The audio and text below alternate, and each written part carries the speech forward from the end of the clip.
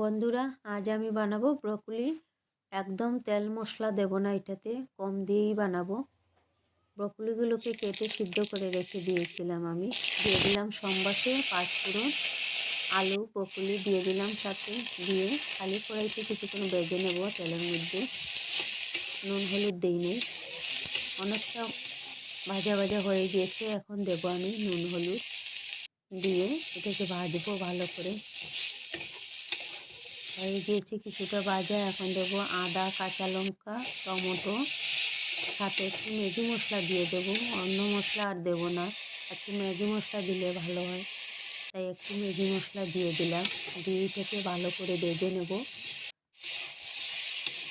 Tomato, কাঁচা লঙ্কা, আদা এসব মশলার গন্ধ চলে যাওয়ার পর দিয়ে দেব জল। অনেকটা ভাজা ভাজা হয়ে গিয়েছে, এখন জল দিয়ে দেব। জল দিয়ে কিছুক্ষণ নাড়াচাড়া করে ঢেকে রেখে দেব।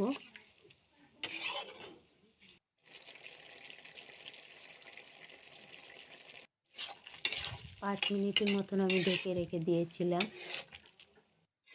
হয়ে গিয়েছে বন্ধুরা আমার ব্রকলি। এখন ধনিয়া পাতা দিয়ে নামিয়ে নেব।